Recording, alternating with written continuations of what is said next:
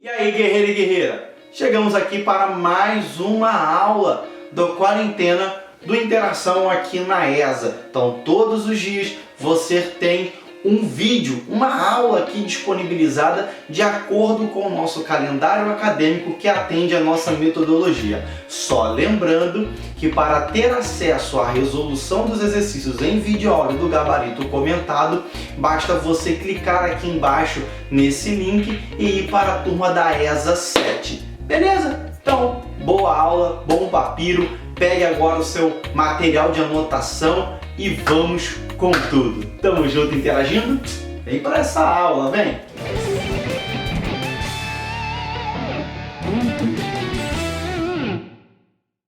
Fala, gente bonita que se liga no Interação, aqui é a Alessandra Queiroga, professora de História, e a gente vai para mais uma aula de História do Brasil, hoje falando do período pré-colonial e das capitanias hereditárias. Vamos comigo? Então, pessoal, nossa aula hoje para falar um pouquinho de como vai ser a organização da América Portuguesa nos primeiros anos, né, assim que se chega aqui no território e Portugal toma ciência, né, do que de fato ele tinha nas mãos. Então a gente vai estudar um pouquinho aí desse início, né, e das soluções que serão adotadas. Lembrando o seguinte, quando a gente falou da chegada dos portugueses aqui na América, a gente percebeu que há uma certa decepção dos portugueses, né, ao se deparar com o conjunto ali da obra, né, que eles estavam se deparando. Por quê? Porque, na verdade, né, a América Portuguesa, que, né, assim vai ser denominado, o território que vai ser o Brasil, é um território completamente desabitado, né, daquela noção europeia de comércio, de moradia, enfim, você tem uma grande população indígena, né, diferentes tribos, uma diversidade cultural muito grande,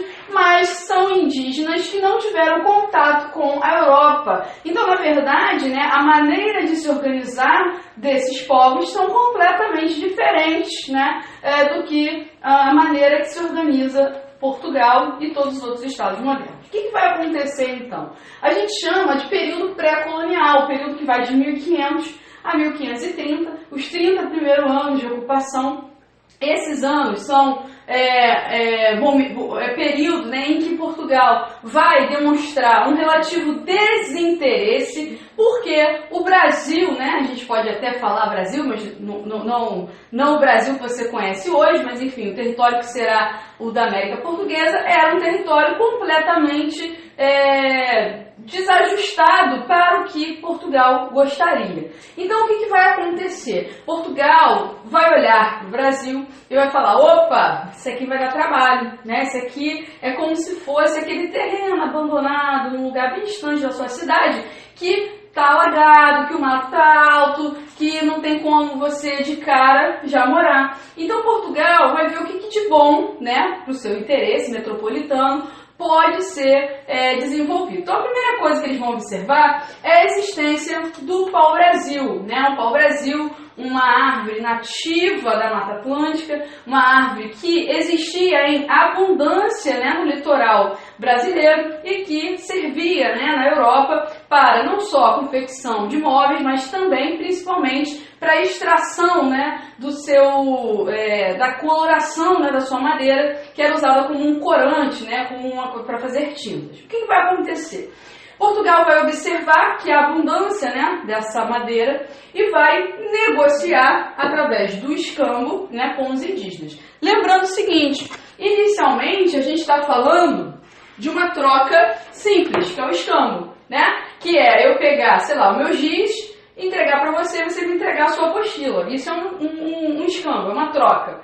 Não estamos falando ainda de dinheiro, tá? De lucro. Estamos falando de trocas de peças. Então, por exemplo, Portugal, os portugueses chegavam no território da América aqui e falavam para o indígena, olha, eu tenho uma bota aqui, olha só que legal essa bota. Ah, legal, então você me dá essa bota que eu vou usar e eu vou te dar em troca 50 toras de pau-brasil, beleza? Beleza. E aí rolava o escambo, tá bom? Com isso, esse desinteresse, né, que levava apenas ao movimento da extração do pau-brasil, do escambo, o Portugal vai se ocupar apenas de missões que a gente chama de salvaguarda e de reconhecimento do território. Então não há uma ocupação sistemática nas primeiras décadas, né, de chegada aqui dos portugueses, devido a esse desinteresse. Então, se na sua prova perguntar período pré-colonial, característica principal, produção de açúcar, está errado, completamente errado. Por quê? Porque as 3 primeiras décadas só vai ter pau-brasil, tranquilo? Não vai errar isso na sua prova. Bota na sua cabeça que o Brasil é um terreno abandonado, alagado, sem interesse algum da metrópole, inicialmente. Quando é que isso vai mudar? Quando os portugueses perceberem que há interesses de outras nações, aonde? Na América, né? O Brasil, ele vai estar na rota, né, de invasões, inclusive dos franceses. Então, Portugal vai falar, opa, outros estados modernos estão interessados aonde? No meu território. Eu preciso fazer alguma coisa. O que eles vão fazer então? O início da ocupação efetiva a partir de 1532. Qual será a escolha? As capitanias hereditárias. Aí você para e pensa, professora, eles tiraram isso do nada? Não, não tiraram isso do nada. As capitanias hereditárias eram um sistema de ocupação territorial já utilizado pelos portugueses nas ilhas do Atlântico, em Cabo Verde e Açores. Então, eles já tinham desenvolvido esse tipo de sistema. Como é que funcionava esse sistema? Você pega a terra, tá bom? E divide em linhas, né, horizontais, como está aqui no quadro, e cada pedacinho de terra desse aqui, que eu estou marcando para você, é uma capitania, tudo bem? Beleza. O nome hereditário sugere o quê? Que alguém vai herdar isso, correto? Então, quem vai decidir quem herda essa capitania é o rei de Portugal, que vai incentivar nobres, ok? Que naveguem, enfim, que se mudem para o Brasil, para a América e desenvolvam o quê?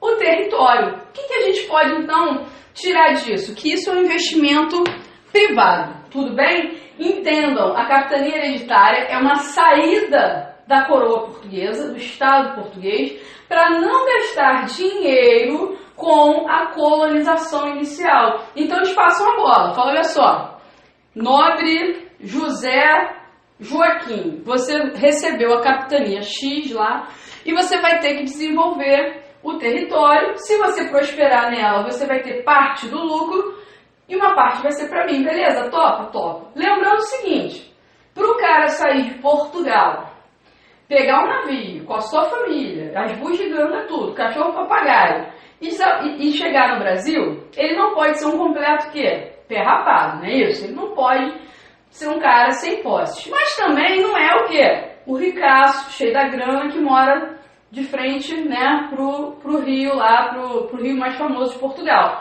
Porque se ele tiver muito dinheiro, ele não quer vir para se arriscar, morrer com os indígenas, morrer no navio. Então, quem vem para cá não é nem o cara ricaço, nem o pé rapado, é o classe média ali, ou meia boca que está querendo algum tipo de prosperidade. Então, isso já derruba um pouco aquela história de que o início da nossa colonização foi feito apenas por cidadãos de baixa classe de Portugal, que eram totalmente desprovidos de posse e tal. Isso é um pouquinho lenda, tá? Na verdade, você tem também essas pessoas que vêm nas tripulações dos navios, mas inicialmente, com a colonização efetiva, você tem pessoas posse sim, com família vindo morar, ou então alguns nobres que queriam fazer a vida e vinham casar por aqui, enfim, tá? Então, só para você se situar, quem é essa pessoa que está aqui sendo o tal capitão donatário? Segunda coisa importante, há 2 documentos importantíssimos que regulamentam o funcionamento das capitanias hereditárias. O primeiro deles é a Carta de Doação. O nome já sugere o movimento desse documento, né? É o documento que dá posse, concede, né, a ocupação do donatário à capitania hereditária. Então, é o que vai do rei para o capitão donatário. É o documento que oficializa que o capitão donatário Joaquim José tem a posse concedida pelo rei. Então é a carta de doação. E existe o tal foral. O foral nada mais é do que um conjunto de leis que regulamentam direitos e deveres do donatário. Então, por exemplo, o donatário tem a obrigação de pagar 20% de imposto sobre a terra ao rei todo dia 5 do mês tal. Ok, está escrito lá. Ou então, o donatário tem o direito sobre a posse e com isso, se ele achar ouro, ele fica com tantos por cento do ouro. Ok? Então, o foral é o conjunto de leis que regulamenta essa relação. E a carta de doação é a que confirma, comprova a posse. Normalmente na sua prova cai uma ou outra, tá? E é tranquilo aí você distinguir qual é qual. A segunda coisa que eu queria chamar a atenção é a questão, né, do sucesso desse sistema. Quando esse sistema foi adotado, pensou-se, obviamente, que ele seria um sucesso total, porque ninguém planta nada achando que vai dar errado, correto? Então, beleza. Portugal foi lá e falou, opa, vai dar certo, vamos ficar felizes e vamos prosperar. Só que de 15 capitanias, apenas 2 vão dar certo.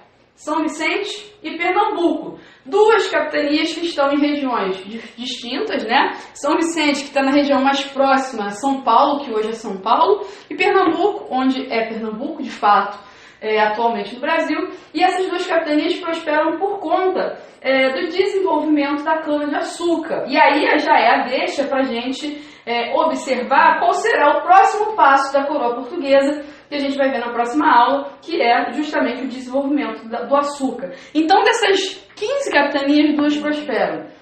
São Vicente e Pernambuco. Principalmente por conta do quê? Do cultivo do açúcar. E as demais? Quais são, né, as causas do insucesso dessas capitanias? Principalmente a questão da descentralização política. Como assim, professora? Como é que é descentralizado? Só você pensar o seguinte, cada capitania dessa tinha um dono, né?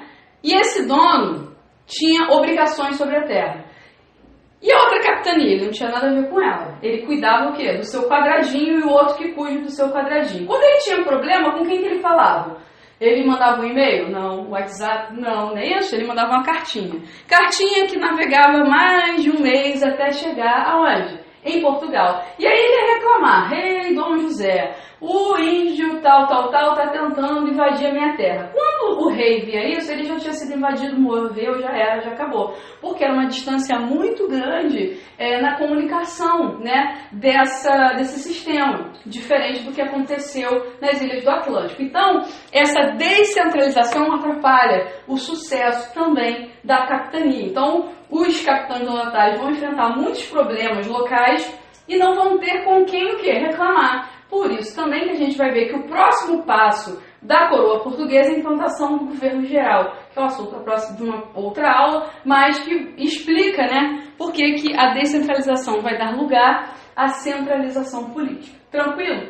Então, o que eu acho que você tem que ficar ligado é que nos 30 primeiros anos aí, antes da implantação da capitania, Portugal não vai ocupar de forma sistemática a terra que ele vai vir chamar Brasil, tudo bem? Apenas, né, a extração aí do pau-brasil, os campos indígenas, uma tentativa de posse da terra, né, de confirmar a posse, que vai ser melhor desenvolvida com a ação das capitanias hereditárias. Então, espero que você tenha gostado da nossa aula. Não deixe de ir lá na nossa apostila, fazer os nossos exercícios, e com certeza você vai arrebentar nesse tema na sua prova.